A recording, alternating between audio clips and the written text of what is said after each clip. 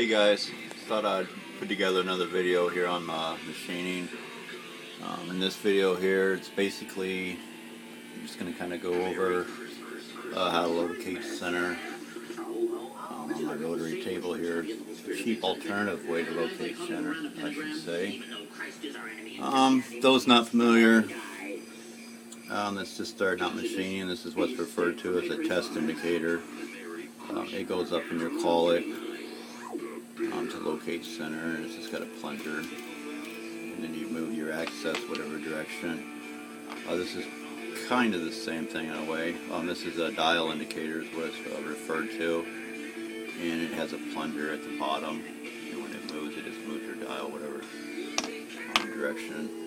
But in this case, I wanted to show you the poor man's center finder, if you will. There is a few different alternatives. You could use a drill bit, a bolt approximately the same diameter. I have found a pipe fitting to be the most easiest way to do it, for me at least. The pipe fitting itself is just a little bit smaller than the Morse taper in the center of the table. The hexagon at the top, which is where you would put your wrench on for the pipe fitting, it has, I'm thinking, probably pretty much the same flare at the bottom. Most pipe fittings will always have a flare at the bottom, and it fits perfect down in the flare in the hole at the Morse taper here. I'll show you basically how I do this. You want your table loose, your rotary table loose, and it is. You don't. My clamps are not tight; they're loose. And what I do in this case is I just go over to Mach 3 and I'm jogging my Z-axis down in this case. But kind of show you here how I do this. I'm going to bring Z down. I do have it off center a little bit, so what it does is it'll move the rotary table over so it's perpendicular with Z-axis. Let me bring it down here a little bit. If you don't want to be too far off center, because then your pipe fitting will catch that corner.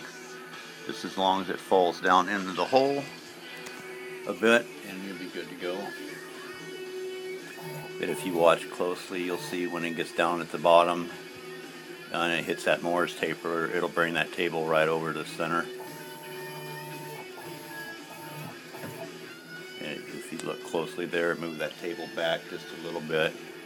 In this case, what I normally would do is, once you got it to that point, then you go ahead and tighten up your clamps. You can raise your Z back up and tighten up your clamps, but then you take a chance that your clamps actually moved it a little bit as you was tighten them up a little bit.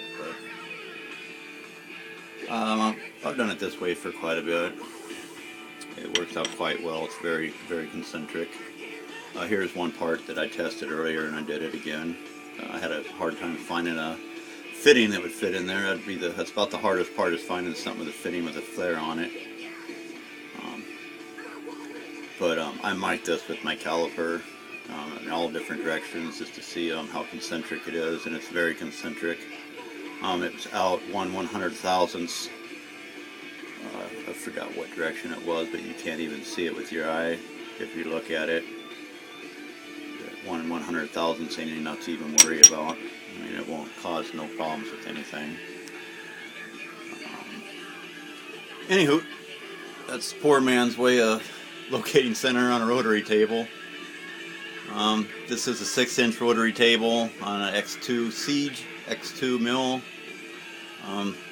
With the regular table, this would be a bit tricky to do, but I built this tool and plate a few years ago.